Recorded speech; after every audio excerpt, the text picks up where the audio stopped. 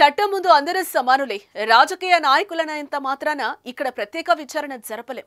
డబ్బు ఉన్నవారైనా పేదవారైనా అందరికీ చట్టం ఒకటే. కవిత ట్రయల్స్ ఎదుర్కొని తీరాల్సిందే. ఎమ్మెల్సీ కవిత పిటిషన్ విచారణ సందర్భంగా దేశ అత్యున్నత న్యాయస్థానం చేసిన వ్యాఖ్యలివే. ఈడీ తనను అక్రమంగా అరెస్టు చేసిందంటూ సుప్రీంకోర్టును ఆశ్రయించిన కవితకు అక్కడ ఊరట లభించలేదు. బెయిల్ ఇవ్వడానికి సుప్రీం నిరాకరించింది. విచారణ సందర్భంగా కీలక వ్యాఖ్యలు చేసింది. రాజకీయ నాయకులైనంత మాత్రాన ప్రత్యేక విచారణ ఉండబోదని, ట్రయల్ ఎదుర్కొని తీరాల్సిందేనని స్పష్టం చేసింది.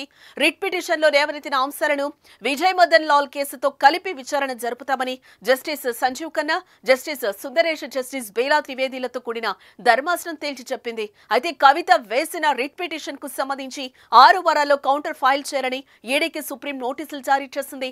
అలాగే బెయిల్ కోసం ట్రయల్ కోర్టులోనే పిటిషన్ వేయాలని కవిత తరపు న్యాయవాదికి సుప్రీం ధర్మాసనం సూచించింది.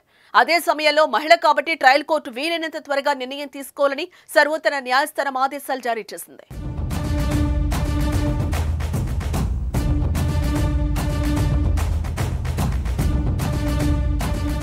రాజకీయ ప్రోద్బలంతోనే తనను ఈడీ అరెస్టు చేసిందని కవిత ఆరోపిస్తున్నారు.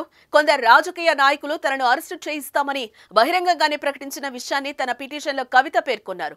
ఆధారాలు లేకపోయినా కుట్రలో భాగంగా తనను కేసులో ఇరికించేలా ఈడీ ప్లాన్ చేసిందని కవిత అంటున్నారు. కొందరు నిందితుల స్టేట్మెంట్ల ఆధారంగానే కేసులో తన పేరు చేర్చారని, ఛార్జిషీట్లో ఎక్కడా తనను నిందితురాలుగా పేర్కొనలేదనే విషయాన్ని పిటిషన్లో ప్రస్తావించారు. తన అరెస్టు అక్రమమని, తనపై క్రిమినల్ ప్రొసీడింగ్స్ క్వాష్ చేయాలని కోరుతూ కవిత సుప్రీంకోర్టును ఆశ్రయించారు.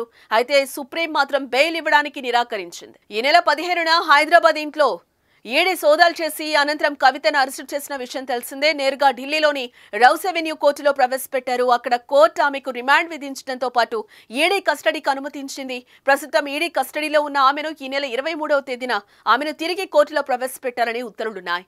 ఈ నేపథ్యంలో కవిత పిటిషన్ తిరిగి రౌస్ అవెన్యూ కోర్టులో బెయిల్ పిటిషన్ దాఖలు చేసుకోవాల్సి ఉంటుంది.